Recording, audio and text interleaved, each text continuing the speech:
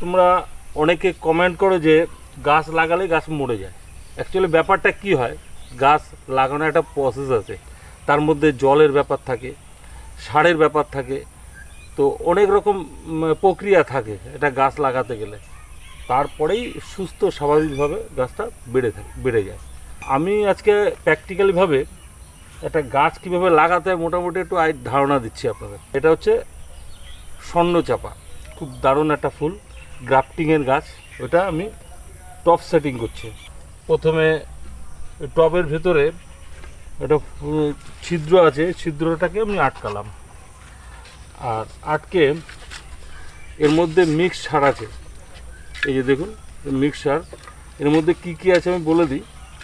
জৈব সার, ফসফেট আছে, বোন ডাস্ট আছে, শিংকুচি আছে, ডিএপি হালকা আছে এবং ফিউডান আছে। বোন ডাস্ট যেহেতু পিঁপড়ে খায়, যার কারণে এর বিকল্প হিসেবে যারা খেতে না পারে তার জন্য ফিউডানটা দেওয়া। এই সারটা আমি এখন টবের মধ্যে দিচ্ছি।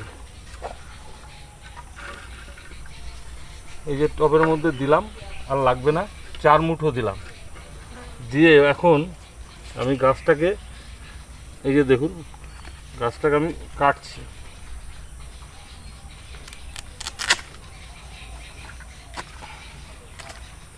এই গাছটাকে মোটামুটি প্যাকেটটা কাটলাম, ওপেন করলাম, করার পরে এই সার নিচে দেওয়ার পরে এর উপরে কিছু মাটি আমি দিয়ে দিলাম। মাটি দেওয়ার অর্থ হচ্ছে কি, যে ডাইরেক্ট সারের সঙ্গে যেহেতু প্যাকেটটা ছিঁড়েছি, তো ডাইরেক্ট সারের সঙ্গে এর টাচে থাকবে না।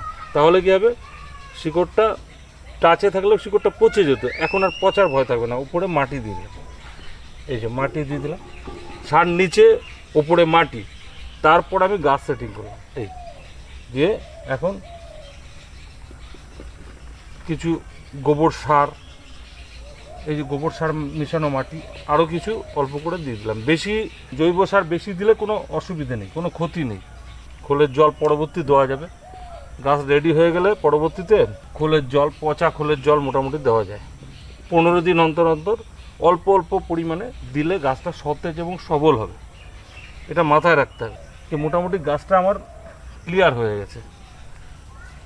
এই এখন পরিচর্যা বলতে কি, এই একটা হলো, আর মোটামুটি 15 দিন অন্তর একটু ফাঙ্গিসাইড স্প্রে করতে হবে, কীটনাশক ওষুধ স্প্রে করতে হবে। পোকা কেটে দেয় অনেক সময় ফুলের কালার আনার জন্য ভিটামিন স্প্রে করতে হবে, মিরাকলান জাতীয়